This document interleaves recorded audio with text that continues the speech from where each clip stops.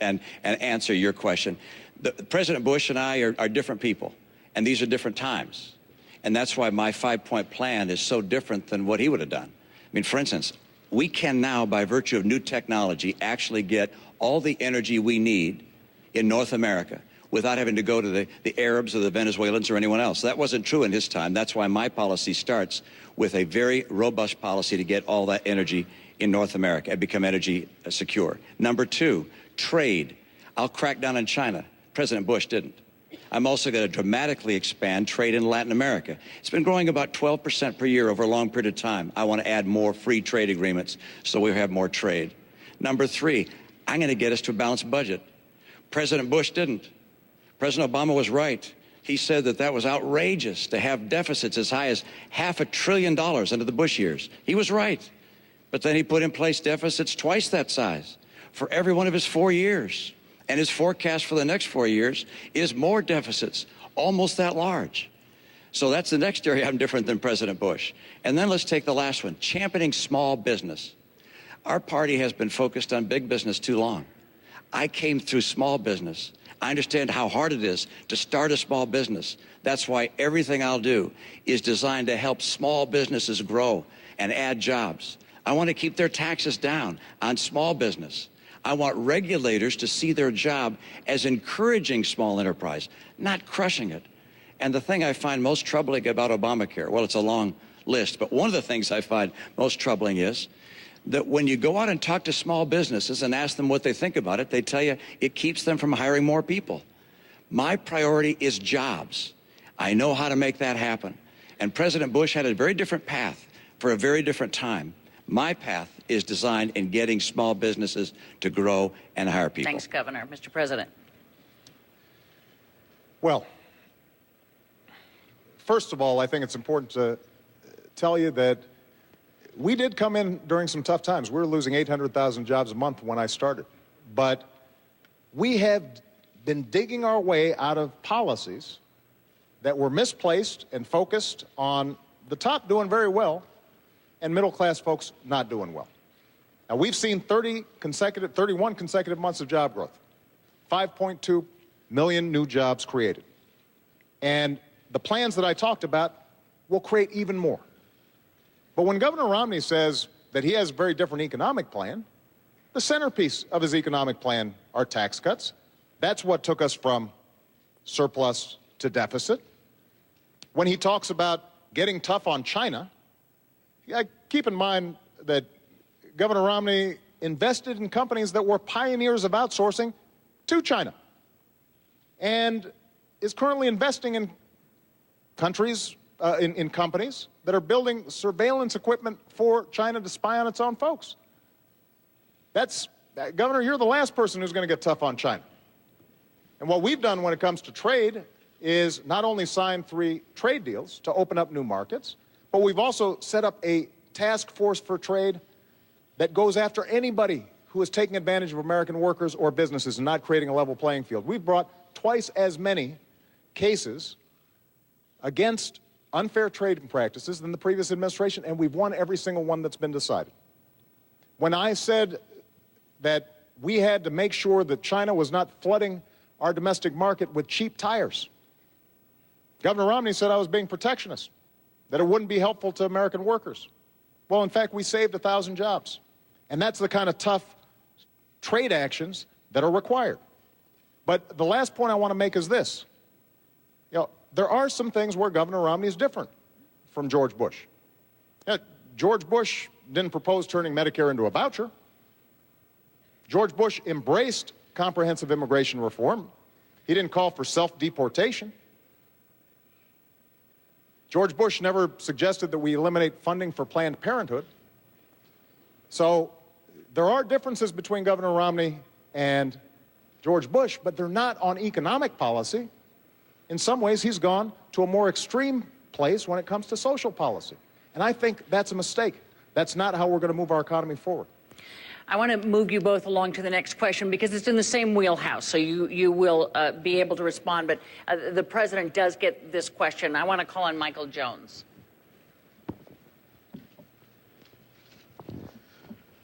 Mr. President, I voted for you in 2008.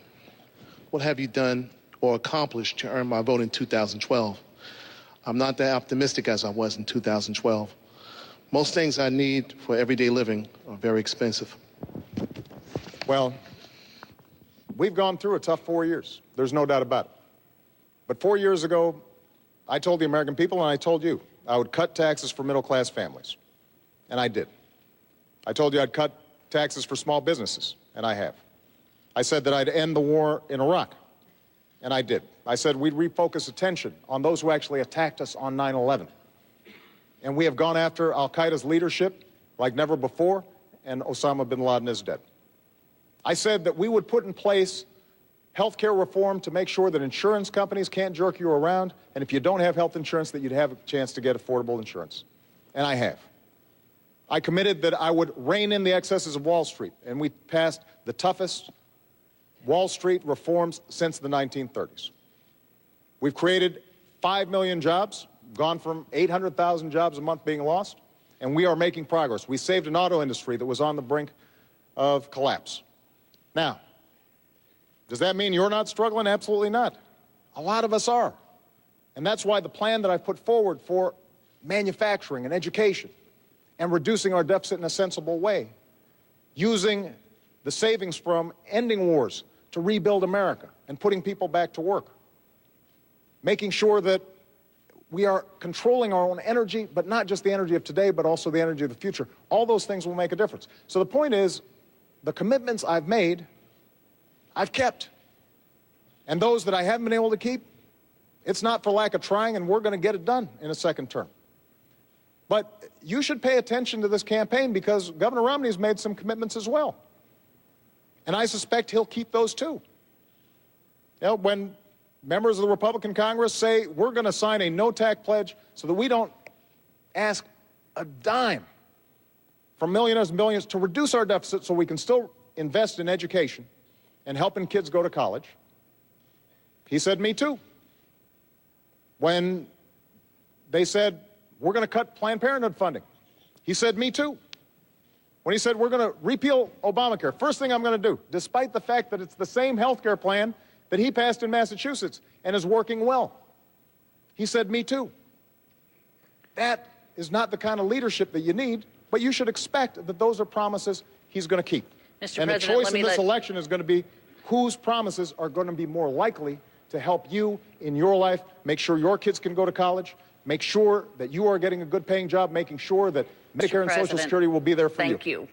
Governor. I think you know better.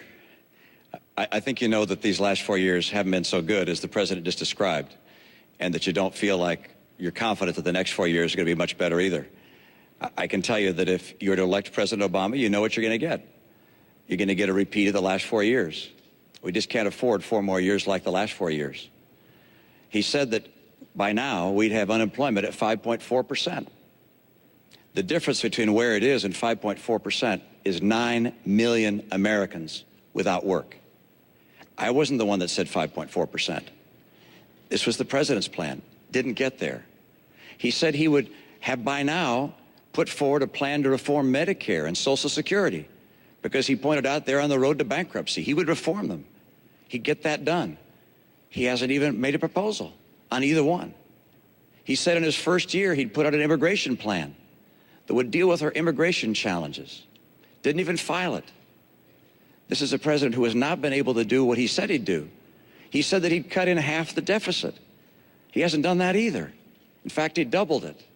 He said that by now middle-income families would have a reduction in their health insurance premiums by $2,500 a year. It's gone up by $2,500 a year. And if Obamacare is passed or implemented, it's already been passed, if it's implemented fully, it'll be another $2,500 on top.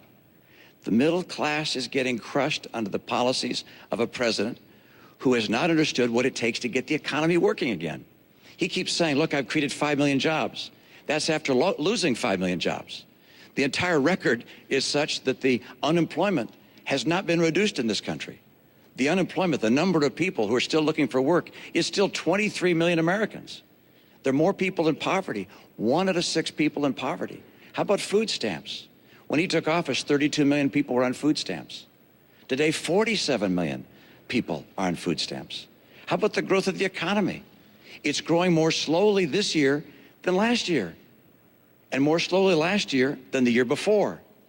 The president wants to do well, I understand, but the policies he's put in place, from Obamacare to Dodd-Frank, to his tax policies, to his regulatory policies, these policies combined have not led this economy take off and grow like it could have. You might say, well, you got an example of when it worked better? Yeah. In the Reagan recession, where unemployment hit 10.8%, between that period, the end of that recession, and equivalent period of time to today, Ronald Reagan's recovery created twice as many jobs as this president's recovery. 5 million jobs doesn't even keep up with our population growth. And the only reason the unemployment rate seems a little lower today is because of all the people that have dropped out of the workforce. The president has tried, but his policies haven't worked.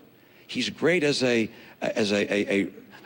speaker and describing his plans and his vision. That's wonderful, except we have a record to look at.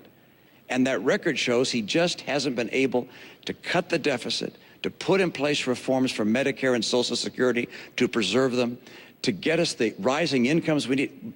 Median incomes down $4,300 a family, and 23 million Americans out of work. That's what this election is about. It's about who can get the middle class in this country a bright and prosperous future and assure our kids the kind of hope and optimism they deserve. Governor, I want to move you along. Don't go away, and we'll have plenty of time to respond. We are quite aware of the clock for both of you, but I want to bring in a different subject here. Mr. President, I'll be right back with you. Lorraine Osorio has a question for you about a topic we have not heard. Yes, this is for Governor Romney, and we'll be right with you, Mr. President. Thanks. Is it Lorena? Lorraine. Lorraine? Yeah, Lorraine. Yes. Lorraine. How you doing? Good, thanks. President. Romney, what do you plan on doing with immigrants without their green card that are currently living here as productive members of society? Thank you. Lorraine, did I get that right? Good. Thank you for your question. And let me step back and tell you what I'd like to do with our immigration policy broadly and include an answer to your question. First of all, this is a nation of immigrants. We welcome people coming to this country as immigrants. My dad was born in Mexico of American parents. Ann's dad was born in Wales and is a first-generation American. We welcome legal immigrants into this country. I want our legal system to work better. I want it to be streamlined. I want it to be clearer. I don't think you shouldn't have to hire a lawyer to figure out how to get into this country legally. I also think that we should give visas to people, green cards rather, to people who graduate with skills that we need. People around the world with accredited degrees in science and math get a green card stapled to their diploma. Come to the US of A. We should make sure that our legal system works. Number two, we're going to have to stop illegal immigration. There are 4 million people who are waiting in line to get here legally. Those who've come here illegally take their place. So I will not grant amnesty to those who've come here illegally. What I will do is I'll put in place an employment verification system and make sure that employers that hire people who have come here illegally are sanctioned for doing so. I won't put in place magnets for people coming here illegally. So, for instance, I would not give driver's licenses to those that have come here illegally, as the president would. The kids of those that came here illegally, those kids, I think, should have a pathway to become a permanent resident of the United States. And military service, for instance, is one way they would have that kind of pathway to become a permanent resident. Now, when the president ran for office, he said that he'd put in place in his first year a piece of legislation. He'd file a bill in his first year that would reform our immigration system, protect legal immigration, stop illegal immigration. He didn't do it. He had a Democrat House and Democrat Senate, supermajority in both houses. Why did he fail to even promote legislation that would have provided an answer for those that want to come here legally and for those that are here illegally today? That's a question I think the president will have a chance to answer right now. Good. I look forward to it. Was Lorraine, we are a nation of immigrants. I mean, we're just a few miles away from Ellis Island. We all understand what this country has become because talent from all around the world wants to come here. People who are willing to take risks. People who want to build on their dreams and make sure their kids have even bigger dreams than they have. But we're also a nation of laws. So what I've said is we need to fix a broken